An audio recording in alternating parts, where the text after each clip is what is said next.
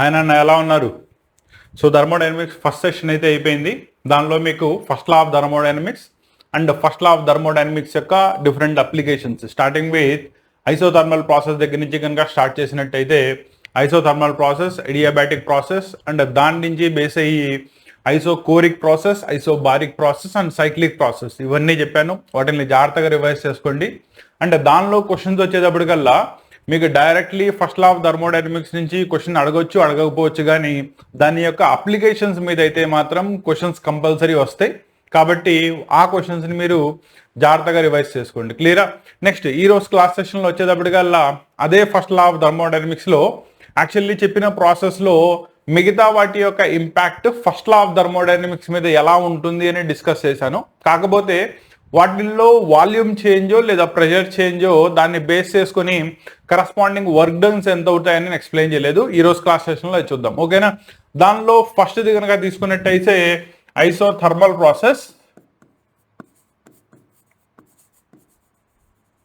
So isothermal process constant temperature దగ్గర జరుగుతుంది కాబట్టి change in temperature will be considered as to be 0. And ఇక్కడ గుర్తుపెట్టుకోవాల్సిన సెకండ్ కండిషన్ వచ్చేటప్పటికల్లా internal energy is a direct function of temperature ఉంటుంది కాబట్టి internal energy also remains the same. అంటే change in internal energy 0 అయిపోతుంది. ఓకేనా? నౌ దీంట్లో main parts కనుక మనం డిస్కస్ చేసుకున్నాం. వాళ్ళ మెయిన్ పార్ట్స్ కనుక డిస్కస్ చేసుకున్నట్టయితే దీనిలో మనకి రెండు విధాలుగా మాట్లాడొచ్చు.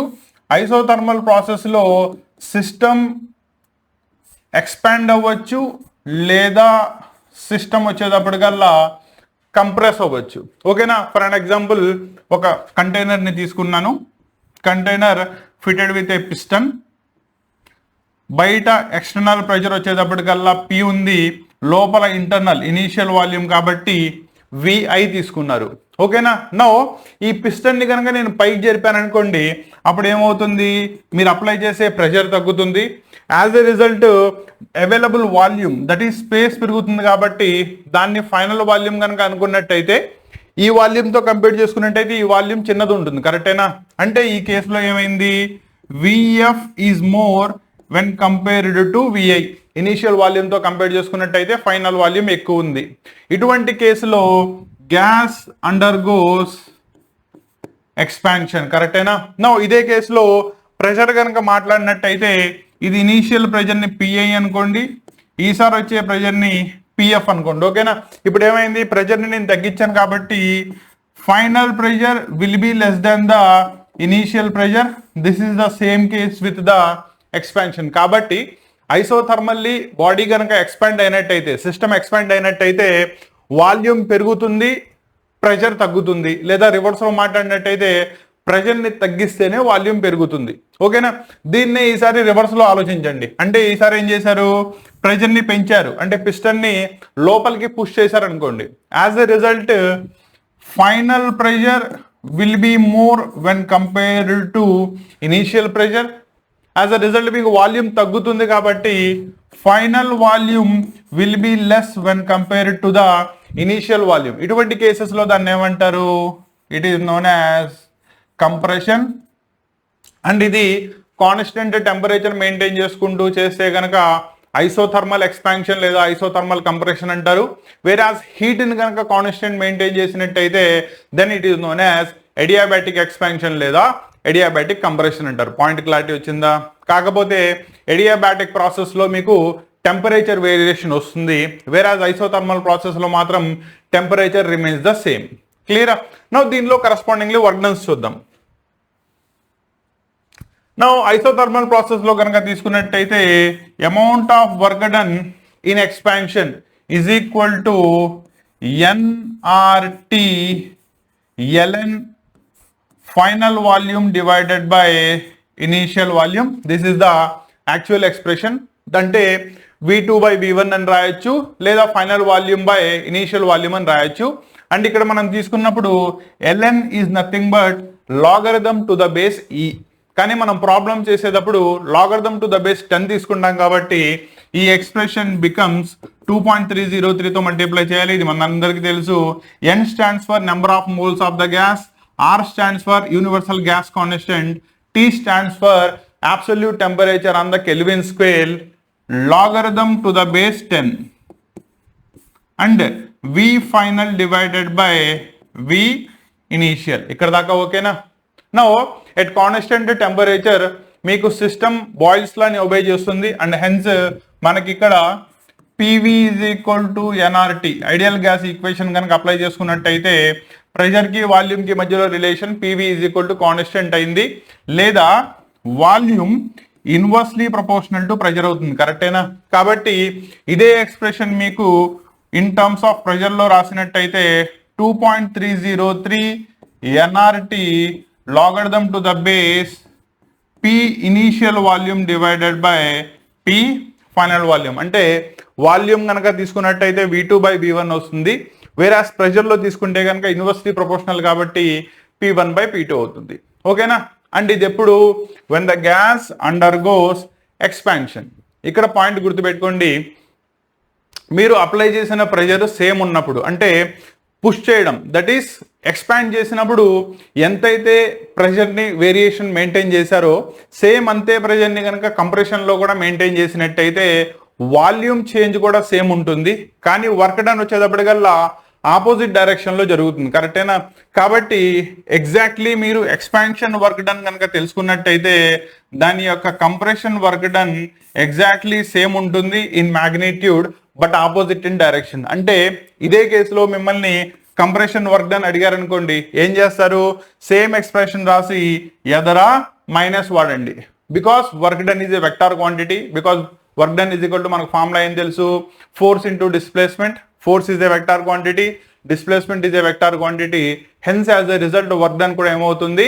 వెక్టార్ క్వాంటిటీ అవుతుంది. కాబట్టి ఇక్కడ expansion work dance, compression work dance రెండూ కూడా వాల్యూస్ సేమ్ వస్తాయి, కానీ ఎదర మాత్రం మైనస్ వస్తుంది. దీంట్లో లాస్ట్ ఇయర్ కనుక ఒక బిట్ తీసుకున్నట్టయితే ఇదే కంప్రెషన్ వర్క్ డన్ ని ఎదర మైనస్ రాయకుండా ఈ -1 కనుక ఇక్కడ తీసుకొచ్చేస్తే లాగరిథంలో టు ద పవర్ అయిపోతుంది. ఓకేనా?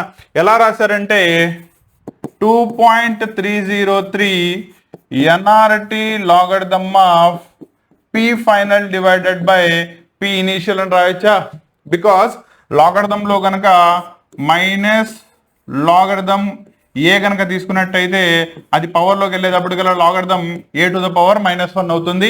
A పవర్ -1 అంటే 1/లోకి వచ్చేస్తుంది, కాబట్టి అది కాస్త మీకు ఏమవుతుంది?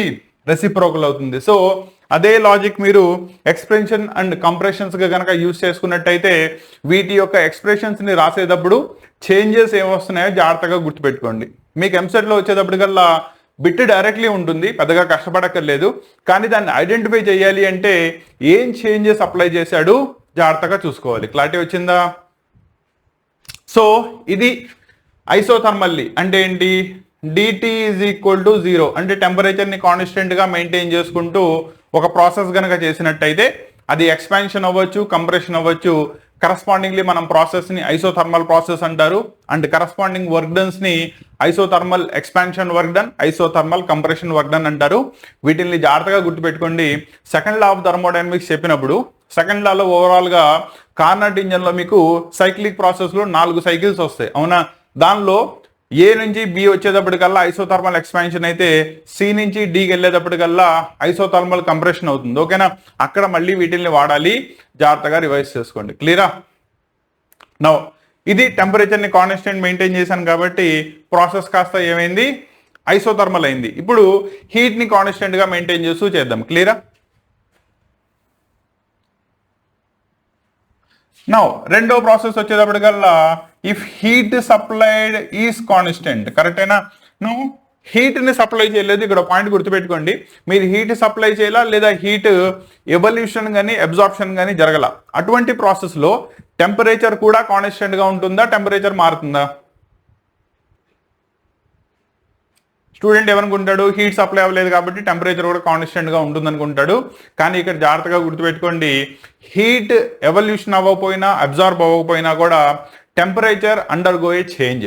ఎగ్జాంపుల్, మీరు బాయిలింగ్ పాయింట్ తెలుసు కదా? బాయిలింగ్ పాయింట్ అంటే ఏంటి? లిక్విడ్ని మనం బాయిల్ చేస్తాం, కంప్లీట్లీ అది వేపరైజ్ అయ్యేదాకా. ఫర్ ఎగ్జాంపుల్ వాటర్ కనుక తీసుకున్నట్టయితే వాటర్ ఎప్పుడైతే 100 డిగ్రీ సెంటిగ్రేడ్ అటైన్ అవుతుందో దాని యొక్క ప్రాసెస్ ఆఫ్ ఇవాపరేషన్ స్టార్ట్ అవుతుంది, అవునా? అప్పుడు 100 degrees దగ్గర టెంపరేచర్ ఆగిపోతుంది టిల్ ఉన్న వాటర్ అంతా కూడా ఇవాపరేట్ అయిపోయేదాకా. అర్థమైందా? అంటే ఇక్కడ టెంపరేచర్ కాన్స్టెంట్ ఉంది కదా, మరి సప్లై చేసిన హీట్ అంతా ఏమైంది, దాన్ని ఇవాపరేట్ చేయడానికి యూటిలైజ్ చేయబడింది.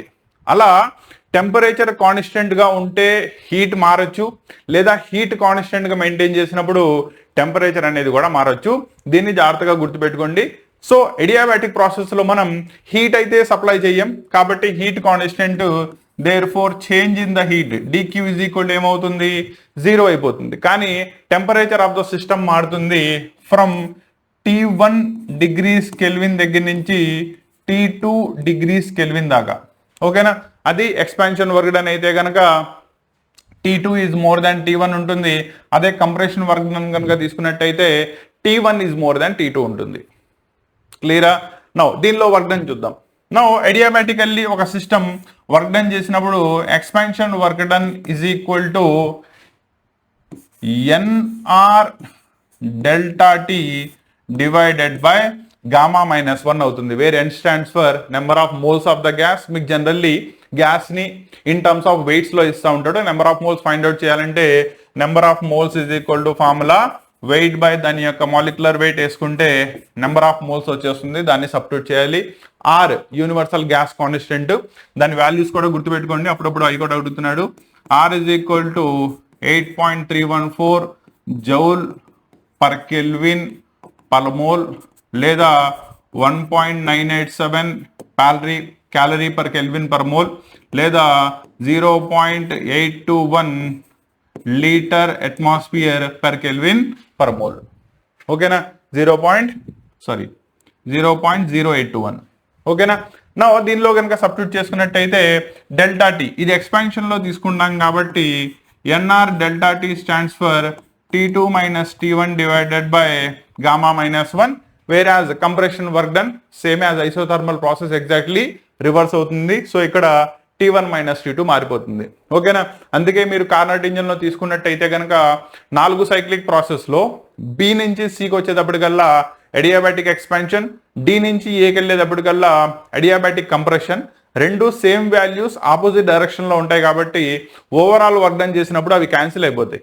ఓకేనా? అందుకనే మీకు కార్నట్ ఇంజన్ లో total work done find out చేసుకునేటప్పుడు isothermal expansion and compression work dones మాత్రమే కౌంట్ అవుతాయి, కానీ adiabatic expansions and compressions count అవ్వవు, because they will cancel out each other.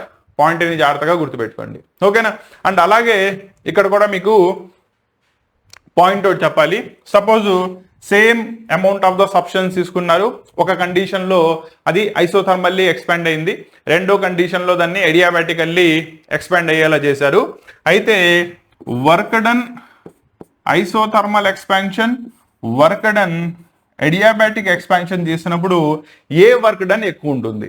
ఇక్కడ పాయింట్ గుర్తుపెట్టుకోండి, isothermal work done is always more when compared to adiabatic work done, because adiabatic process లో మనం heat constant maintain చేస్తాం కాబట్టి నీకు system అనేది shrinking జరుగుతుంది. దో ఇట్ ఈస్ ఎక్స్పాండ్ అయినప్పటికీ కూడా the available volume, the final volume వచ్చేటప్పటికల్లా ఐసోథర్మల్ ప్రాసెస్ లో తీసుకున్న ఫైనల్ వాల్యూమ్ కంటే కూడా తక్కువ ఉంటుంది. As a result change in volume తగ్గింది అంటే వర్క్ డన్ కూడా తగ్గిపోతుంది. కాబట్టి అడియాబాటిక్ వర్క్ డన్ ఎప్పుడు కూడా ఐసోథర్మల్ వర్క్ డన్ కంటే తక్కువ ఉంటుంది. మీకు అసెషన్ అండ్ రీజన్స్ లో ఈ కాన్సెప్ట్ మీద బిట్స్ ఎక్కువ అడుగుతూ ఉంటాడు, జాగ్రత్తగా గుర్తుపెట్టుకోండి.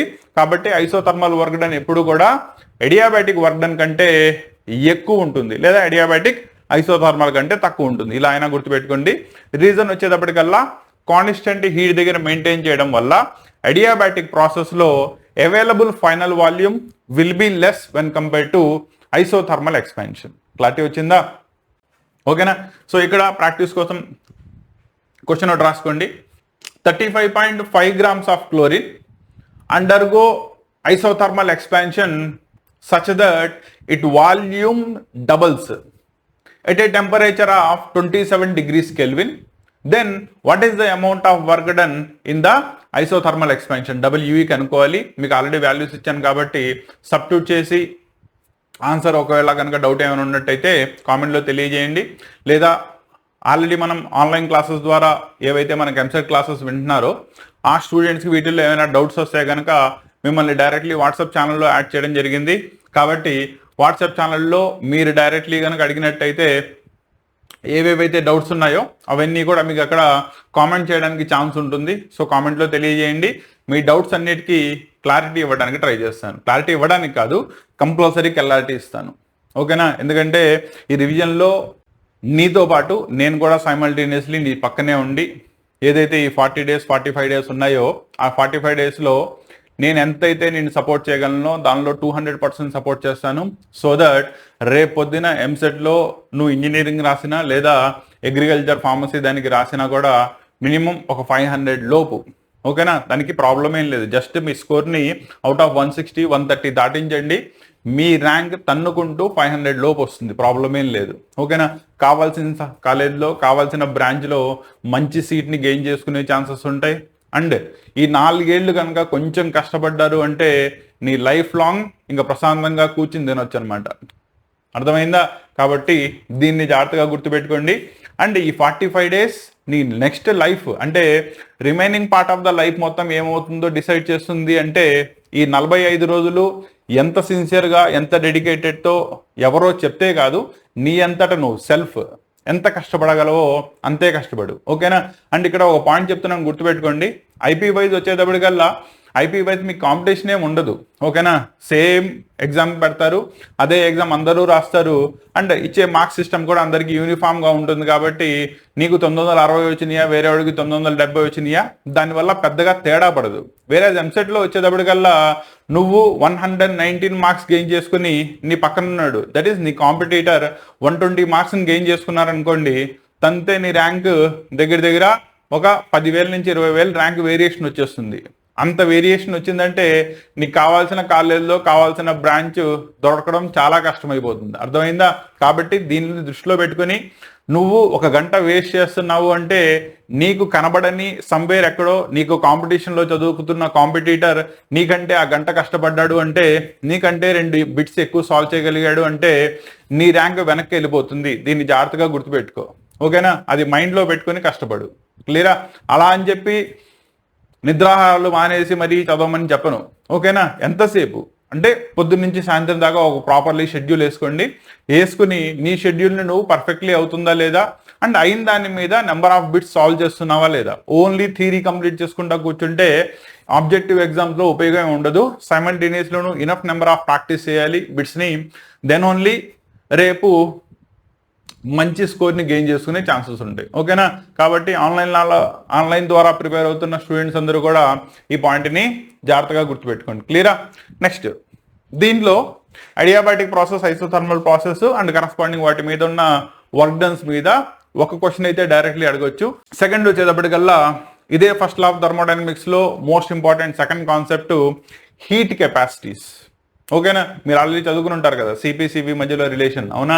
సిపి అంటే ఏంటి? Heat capacity at constant pressure, and CV అంటే heat capacity at constant volume. ఇది అయితే ఆల్రెడీ మీకు తెలిసిందే. కాకపోతే సిపి మధ్యలో రిలేషన్స్ ఏముంటాయి, 2 రిలేషన్స్ వస్తాయి, అవన్నీ కూడా డిస్కస్ చేద్దాం. క్లియరా?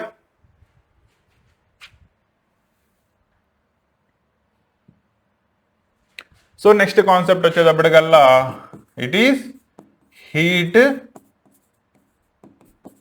Capacity represented by the letter capital సితో ఇండికేట్ చేస్తారు. సింపుల్ కాన్సెప్ట్ ఏం లేదు.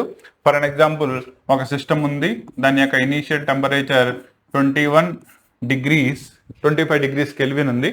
నో ఇది వచ్చేటప్పటికల్లా 26 degrees కెల్విన్ అవ్వాలి. ఓకేనా? లేదు కెల్విన్ కష్టంగా ఉంది, సెంటిగ్రేడ్ స్కేల్లో తీసుకో, ప్రాబ్లం ఏం లేదు.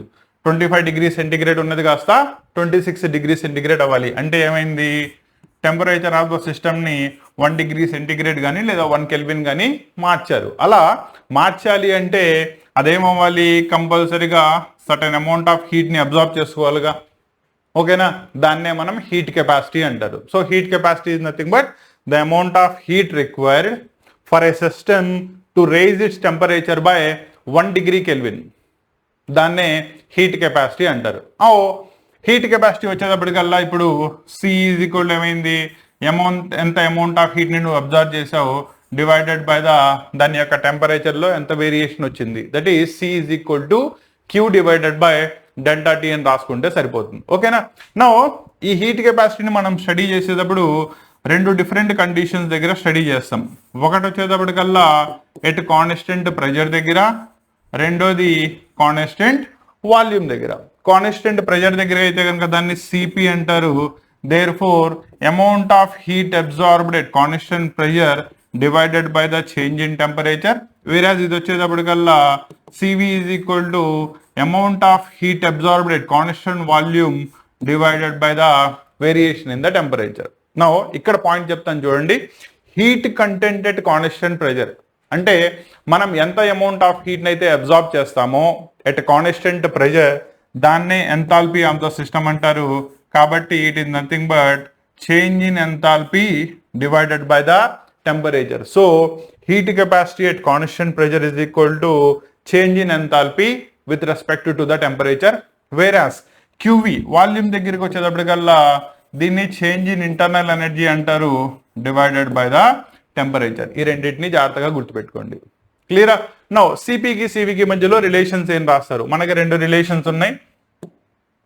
ఫస్ట్ రిలేషన్ వచ్చేటప్పటికల్లా CP minus CV is equal to R, రెండోది CP by CV is equal to gamma. ఓకేనా? CP minus CV is equal to R అంటే వాటి మధ్యలో ఉన్న డిఫరెన్స్ యూనివర్సల్ గ్యాస్ కాన్స్టెంట్ దానికి సమానం అవుతుంది. రెండోది వాటి యొక్క రేషియో అనేది gamma atomicity of the gas కి రెస్పాన్సిబుల్ అవుతుంది. ఓకేనా? ఇక్కడ బిట్టోడి జాగ్రత్తగా గుర్తుపెట్టుకోండి. CP minus CV is equal to R అంటే సిపి సివిల్లో ఎవరు ఎక్కువ అంటే సిపి పెద్దదా సివి పెద్దదా? ఇక్కడ పాయింట్ వచ్చేటప్పటికల్లా CP is always more than CV. Logic ఏంటి? సింపుల్. సిపిలోంచి సివి తీసేస్తే మనకి ఆర్ వాల్యూ దట్ ఈస్ 8.314 మిగులుతుంది. అవునా? అంటే ఏంటి? దీనికంటే ఇది 8.314 ఎక్కువనే కదా. కాబట్టి CP that is heat content at constant pressure అనేది is always more than heat capacity at the constant volume దగ్గర. క్లారిటీ వచ్చిందా? రెండోది ఇక్కడ అడుగుతున్న బిట్టు, మీరు ఇక్కడ సిపి అంటే చేంజ్ ఇన్ ఎంథాల్పీ అని చెప్పారు, సివి అంటే చేంజ్ ఇన్ ఇంటర్నల్ ఎనర్జీ అని చెప్పారు. మరి ఎంథాల్పీకి ఇంటర్నల్ ఎనర్జీకి మధ్యలో రిలేషన్ ఏంటి? ఫస్ట్ లా ఆఫ్ థర్మోడైనమిక్స్ నుంచి వద్దాం. ఫస్ట్ లా ఆఫ్ థర్మోడైనమిక్స్ లో మీరు ఆల్రెడీ చదువుకున్నారు. ఏమని? Q is equal to change in internal energy plus the amount of work done అని గుర్తుందా? నౌ ఇదే heat capacity at constant pressure కనుక చేసుకున్నట్టయితే it is represented by the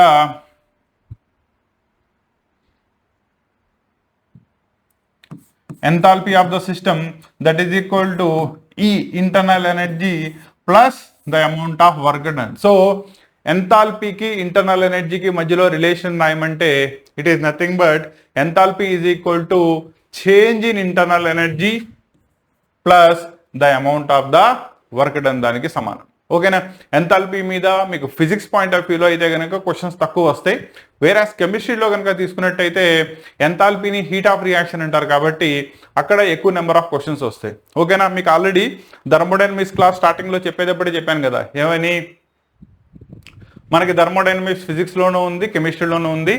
physics point of view వచ్చేటప్పటికల్లా సెకండ్ లా ఆఫ్ థర్మోడైనమిక్స్ లో Carnot engine గురించి చదువుకుంటారు. Chemistry point of view వచ్చేటప్పటికల్లా ఫస్ట్ లా ఆఫ్ థర్మోడైనమిక్స్ దాకా సేమ్ ఉంటుంది, కానీ సెకండ్ లా నుంచి చదివేటప్పుడు హీట్ ఆఫ్ రియాక్షన్ అంటే ఏంటి, ఆ రియాక్షన్స్ లో డిఫరెంట్ టైప్స్ ఉంటాయి కాబట్టి హీట్ ఆఫ్ ఫార్మేషన్ అంటే ఏంటి, హీట్ ఆఫ్ ట్రాన్స్ఫర్మేషన్ అంటే ఏంటి, హీట్ ఆఫ్ డిజల్యూషన్ అంటే ఏంటి, ఇవన్నీ కూడా క్రిస్టలైజేషన్ అంటే ఏంటి, ఇవన్నీ చదువుకుంటారు.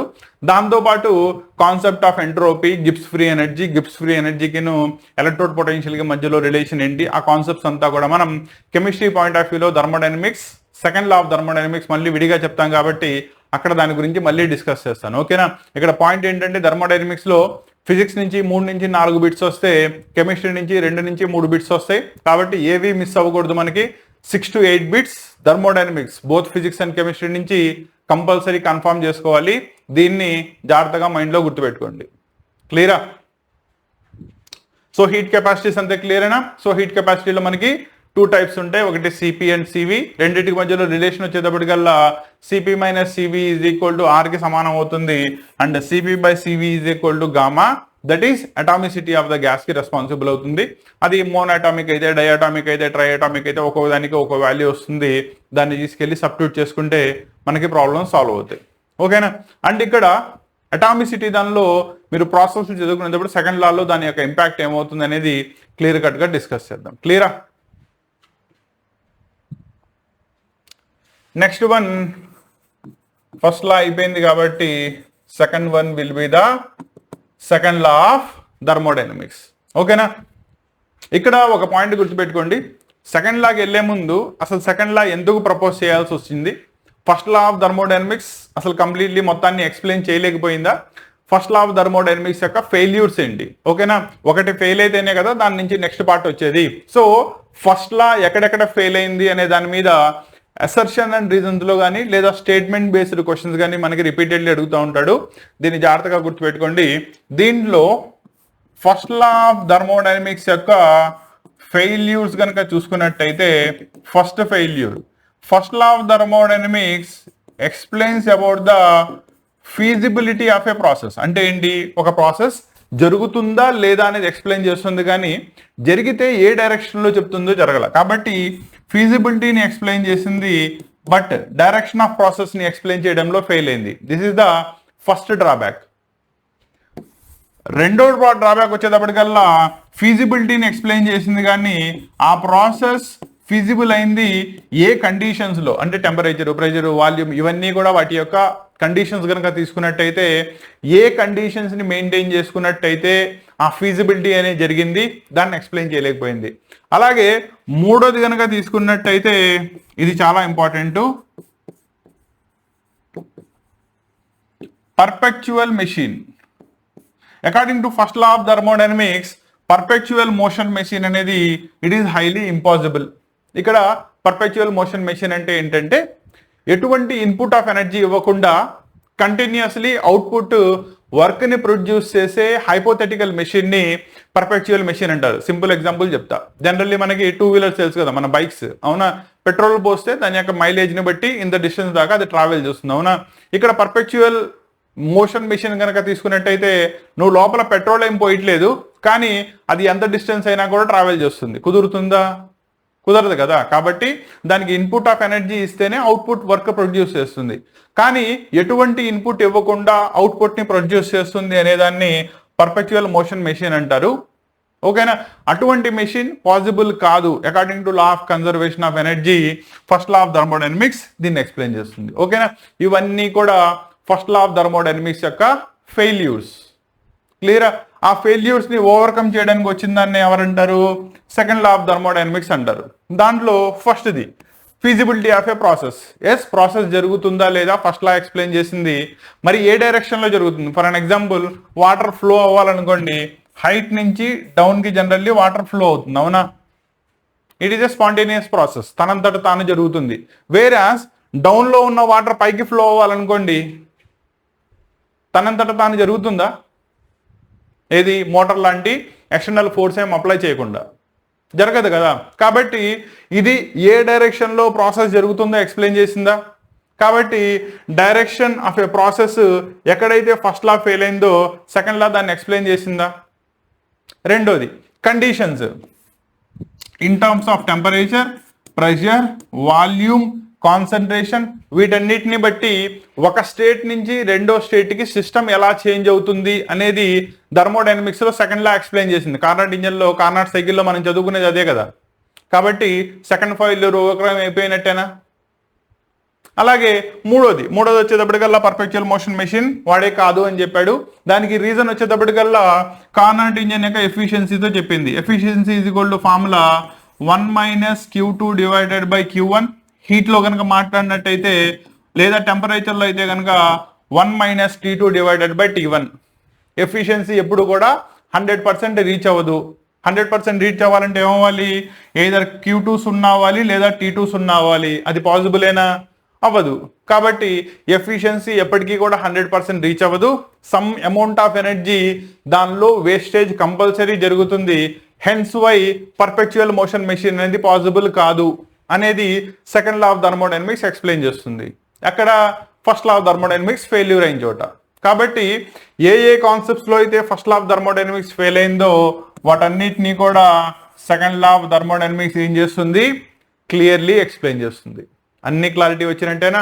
దీనిలో సెకండ్ లా ఆఫ్ థర్మోడైనమిక్స్లో మనం మెయిన్గా ఫిజిక్స్ పాయింట్ ఆఫ్ వ్యూలో డిస్కస్ చేసుకోవాల్సింది కార్నాట్ ఇంజన్ గురించి. కార్నాట్ ఇంజన్ అంటే ఏంటి, అది సైక్లిక్ ప్రాసెస్ ఎలా జరుగుతుంది అదంతా కూడా ఒకసారి చూద్దాం. క్లియరా? ఓకేనా? So first law of thermodynamics ఎక్కడ ఫెయిల్ అయింది, దాని నుంచి సెకండ్ లా ఆఫ్ థర్మోడైనమిక్స్ ఎందుకు రావాల్సి వచ్చిందో చూసుకున్నారు కదా. Now second law of thermodynamics యొక్క మెయిన్ పాయింట్స్ చూసుకుంటూ వెళ్దాం.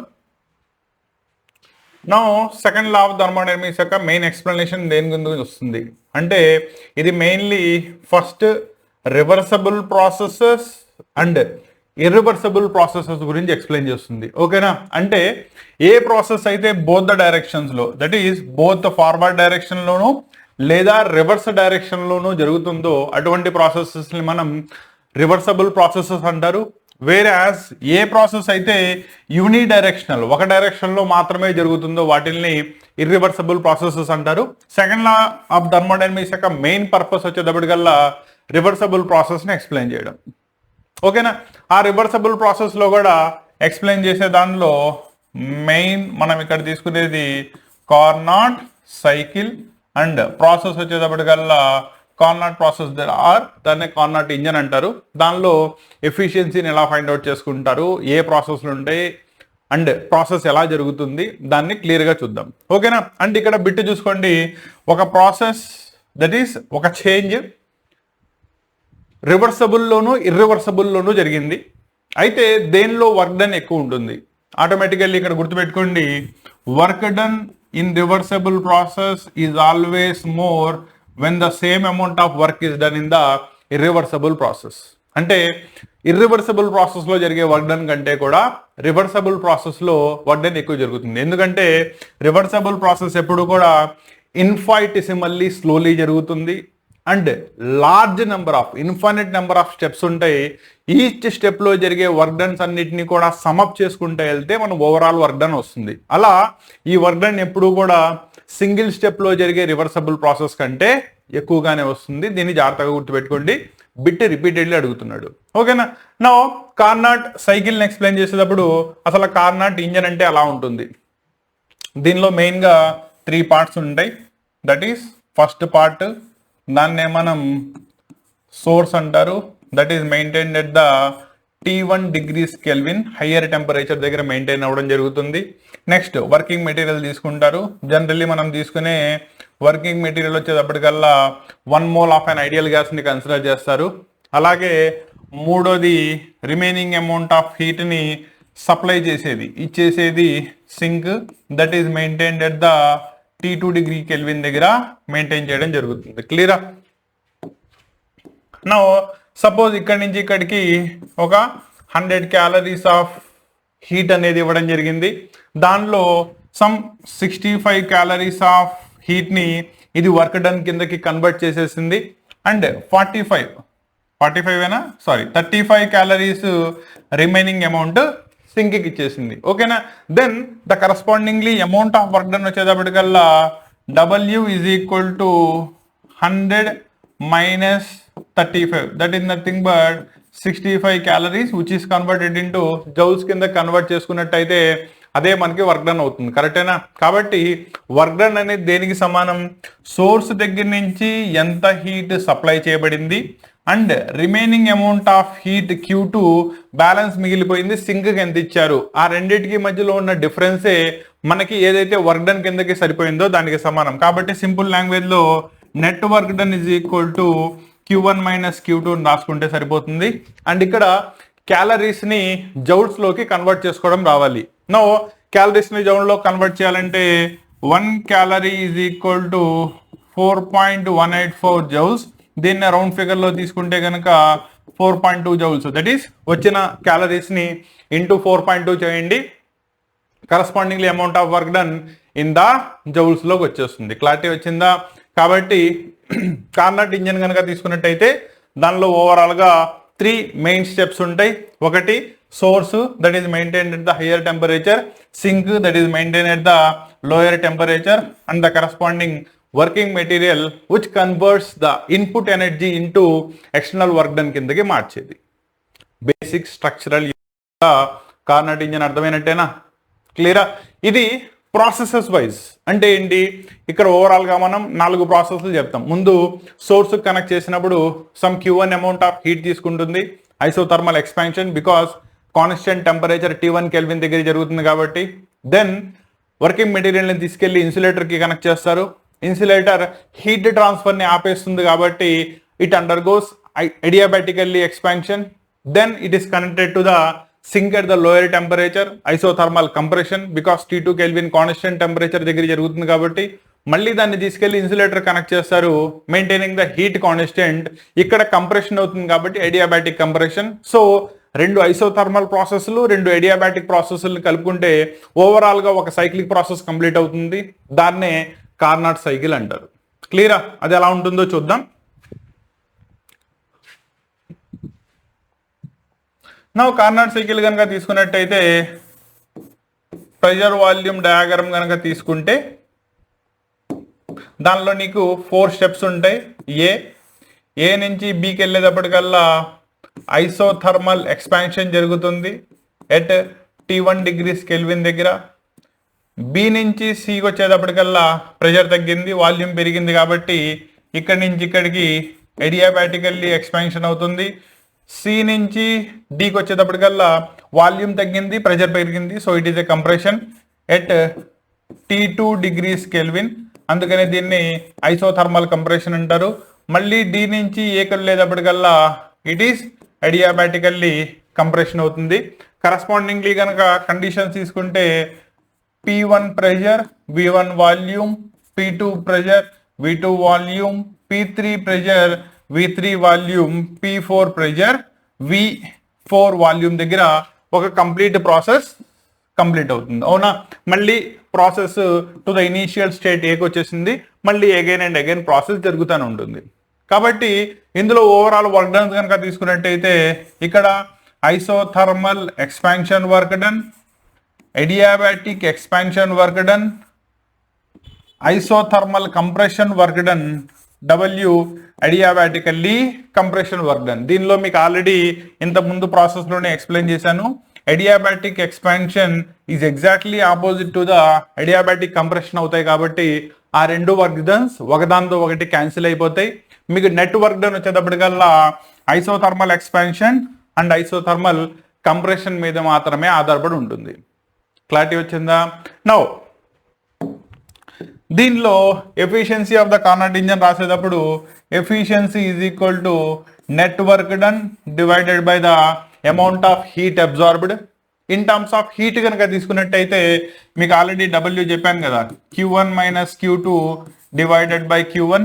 రెండింటిలోని Q1 క్యాన్సిల్ చేస్తే 1 minus Q2 divided by Q1 in terms of heat లో రాయాలి అంటే. వేరేది ఇన్ టర్మ్స్ ఆఫ్ టెంపరేచర్ లో రాయాలి అంటే N is equal to T1 minus T2 divided by T1 లేదా 1 minus T2 divided by T1 in terms of temperature లో రాయాలి అంటే. బోత్ రెండు కూడా చాలా ఇంపార్టెంటే. ఒక్కోసారి హీట్ ఇచ్చి ఎఫిషియన్సీ ఫైండ్ అవుట్ చేయమంటాడు, లేదా ఎఫిషియన్సీ ఇచ్చేస్తాడు, హీట్ ఆఫ్ ద సోర్స్ సింకో ఇచ్చేస్తాడు, రెండో దాన్ని కనుక్కోమంటాడు. Same as with the temperature problem. Efficiency of heat engine మీద నీకు క్వశ్చన్ లేకుండా పేపర్ ఉండదు, అంత ఇంపార్టెంట్ కాబట్టి జాగ్రత్తగా గుర్తుపెట్టుకోండి. క్లియరా? ఇన్ టర్మ్స్ ఆఫ్ టెంపరేచర్ కావాలన్నా నీకు ఎక్స్ప్రెషన్ వచ్చి ఉండాలి, ఇన్ టర్మ్స్ ఆఫ్ హీట్ కావాలన్నా కూడా temperatures that is efficiency find out చేయడం వచ్చి ఉండాలి. ఓకేనా? అండ్ ఇక్కడ కొన్ని పాయింట్స్ జాగ్రత్తగా గుర్తుపెట్టుకోండి. వీటిల్లో temperature pressure relations and temperature volume relations అడుగుతున్నాడు.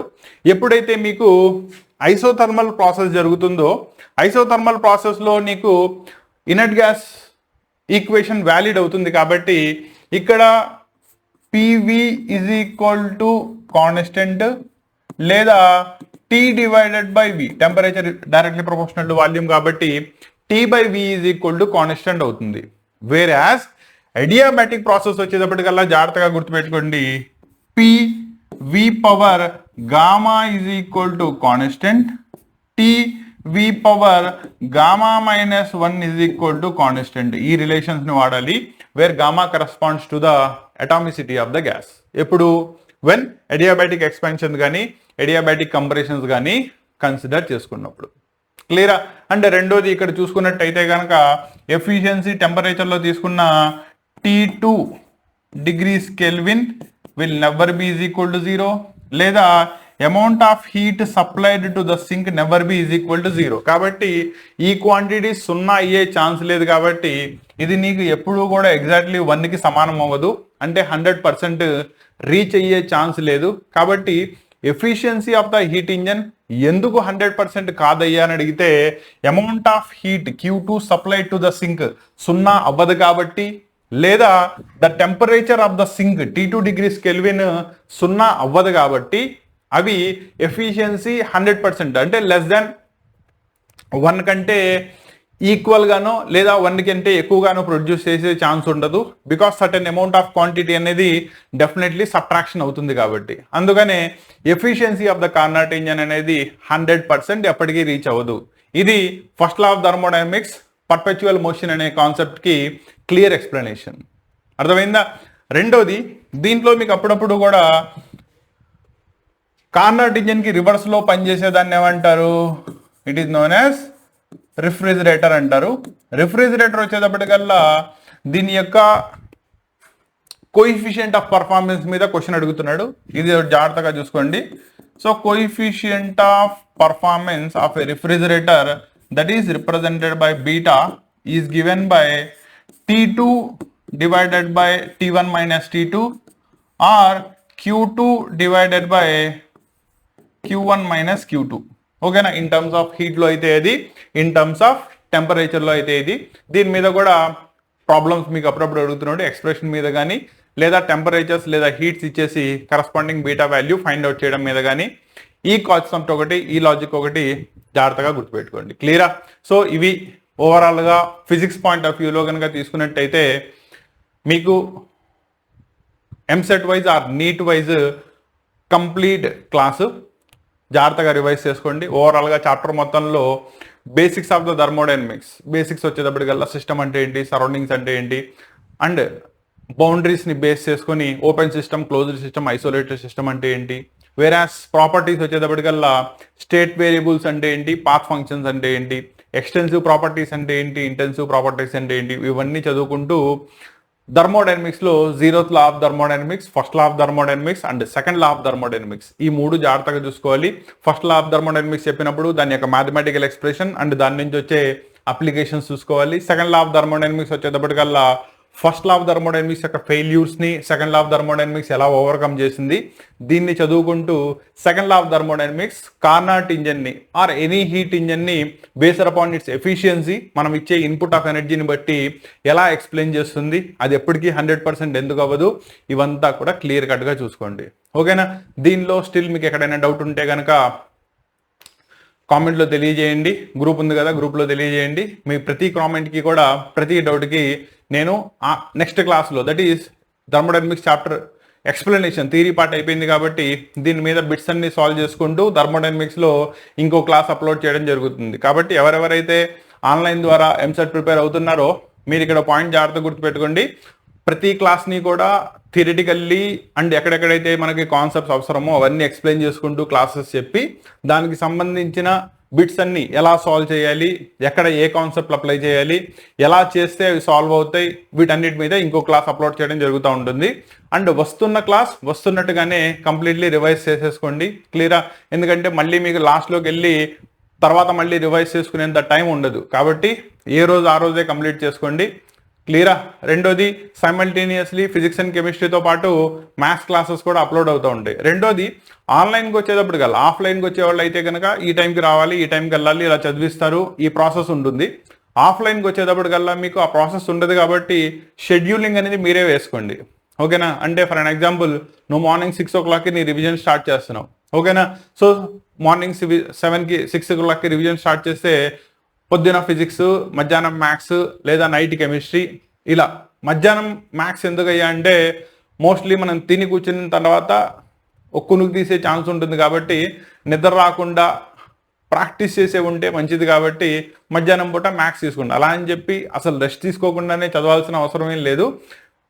మధ్యాహ్నం పూట 1 గంట రిలాక్స్ అయినా కూడా ప్రాబ్లం ఏం లేదు. కాకపోతే మీకు షెడ్యూలింగ్ ప్రాపర్లీ వేసుకొని క్లాసెస్ అన్ని జాగ్రత్తగా చూసుకోండి. వీటిల్లో చెప్తున్న కాన్సెప్ట్స్ అన్ని కూడా మళ్ళీ అగైన్ అండ్ అగైన్ రివైజ్ చేసుకోండి. అండ్ ఆన్లైన్ వాళ్ళకి బెనిఫిట్ ఏంటంటే మీకు ప్రతి క్లాసు డిజిటల్ అవైలబుల్ ఉంటుంది కాబట్టి ఎక్కడైనా కాన్సెప్ట్ అర్థం కాకపోతే మళ్ళీ దాన్ని రివైజ్ చేసుకునే ఛాన్స్ ఉంటుంది. అవునా? లైవ్ క్లాస్లో నేను క్లాస్ చెప్పేసిన తర్వాత సార్ మాకు అర్థం కాలేదు మళ్ళీ 3 గంటల క్లాస్ మళ్ళీ చెప్పండి అంటే కుదరదు, అవునా? కాబట్టి ఆన్లైన్ దానికి ఒక బెనిఫిట్ ఉంటుంది. కాబట్టి క్లాస్ ప్రాపర్లీ అండ్ సిన్సియర్లీ వినండి, జాగ్రత్తగా రివైజ్ చేసుకోండి, దీని మీద చెప్తున్న ప్రాబ్లమ్స్ ప్రాక్టీస్ చేసుకోండి. అండ్ దీంతోపాటు మీరు ఆల్రెడీ 2 ఏళ్ళు ఫస్ట్ ఇయర్ సెకండ్ ఇయర్ ఏదో కాలేజ్లో ఆబ్జెక్టివ్ బిట్స్ కూడా సాల్వ్ చేస్తుంటారు కదా, వాటిని కూడా సైమల్టేనియస్లీ సాల్వ్ చేసుకుంటూ వెళ్ళండి. క్లియరా? డౌట్స్ ఉంటే ఎప్పటికప్పుడు ఎక్స్ప్లెయిన్ చేయించుకుంటూ ఉండండి. సో దట్ కాన్సెప్ట్ క్లియర్గా ఉంటే లాస్ట్లోకి వెళ్ళేటప్పటికల్లా మళ్ళీ భయాందోళనలకు గురవ్వాల్సిన అవసరం లేకుండా ప్రాపర్లీ మీరు ఎగ్జామ్ దానికి రెడీగా ఉంటారు. ఓకేనా? కాబట్టి ఈ ప్యాటర్న్ని జాగ్రత్తగా ఫాలో అవ్వండి. స్టిల్ దీనిలో ఏమైనా డౌట్స్ ఉంటే కనుక కామెంట్లో గ్రూప్లో తెలియజేస్తూ ఉండండి. క్లియరా? సో ఇది థర్మోడైనమిక్స్. కెమిస్ట్రీకి సంబంధించిన థర్మోడైనమిక్స్ చాప్టర్లో second law, that is second లా మీద బేస్ అయి వచ్చే అప్లికేషన్స్ అన్నీ కూడా ఎక్స్ప్లెయిన్ చేసుకుంటూ ఇంకో క్లాస్ని అప్లోడ్ చేయడం జరుగుతుంది. జాగ్రత్తగా రివైజ్ చేసుకోండి. ఓకేనా?